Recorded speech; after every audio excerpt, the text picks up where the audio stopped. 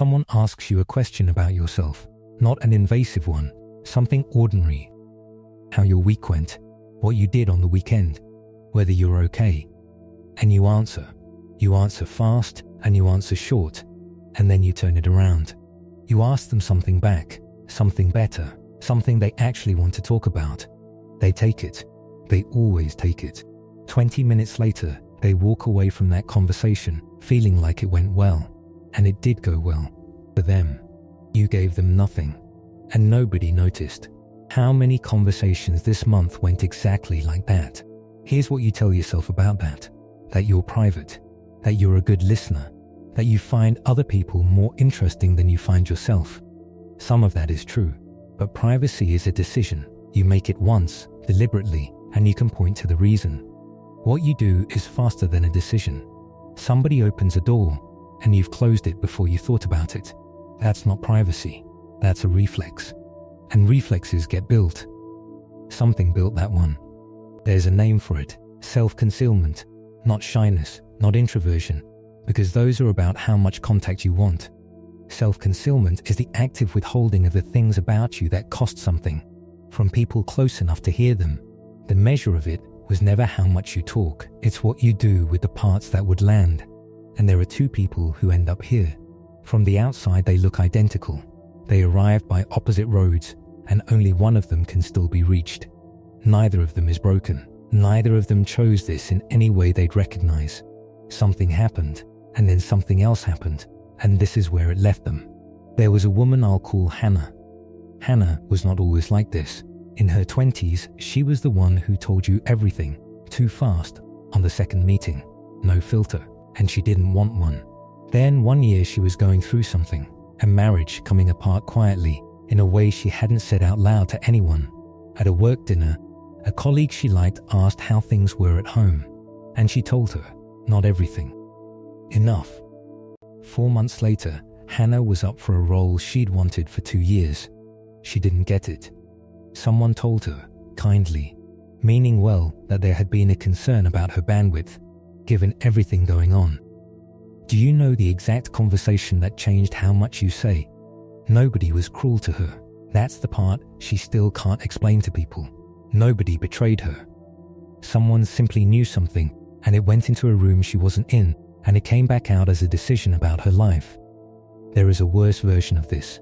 Hannah didn't stop talking about the marriage. She stopped talking about all of it. The good things too. Her sister's wedding, the book she was writing at night. She had learned something true, that information about her could travel and return as a verdict. And then she never sorted the dangerous information from the harmless kind. She closed the whole file. And here's the mechanism, which is the part almost nobody sees coming. Conversation runs on an exchange rate. I tell you something small, you tell me something small back, and we both move up a level. It's called disclosure reciprocity, and it runs so far underneath us that nobody experiences it as a rule. They just experience a conversation that is either going somewhere or isn't. When you don't match, nobody confronts you. They stop climbing. They tell you slightly less next time, not out of spite. They're reading the room, and the room is telling them this isn't that kind of friendship. Do that for 2 years, and you are surrounded by people who know you at exactly the depth you trained them to. When was the last time somebody surprised you with how much they knew about you? Then the last part happens, and this is what keeps people here for decades. You look around at a life full of people who don't really know you, and you draw the obvious conclusion.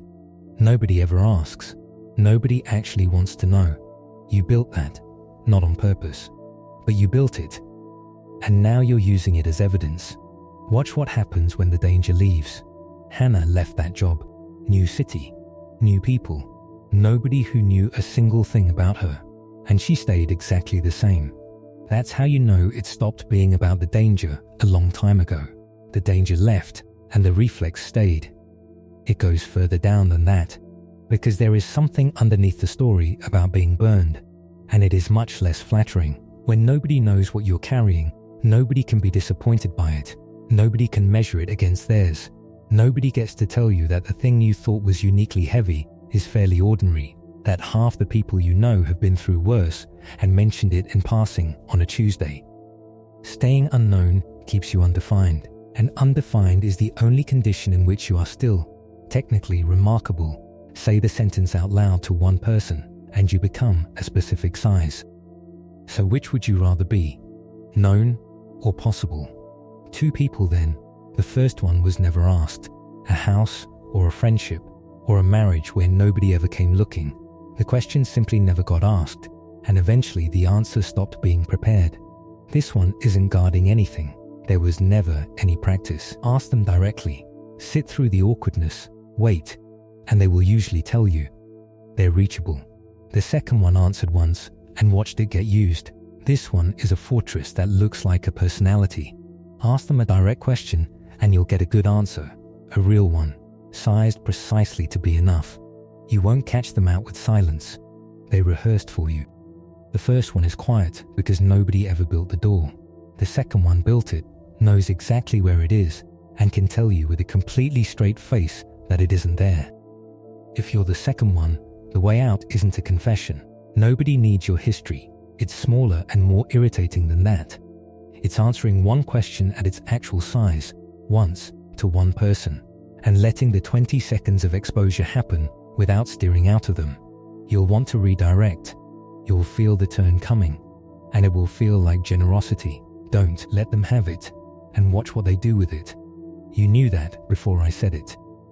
So here's the question I'd leave you with, and I don't have your answer. If you told one person one true thing this week, not the big one, just a true one, who would it be? And how long did it take you to think of a name?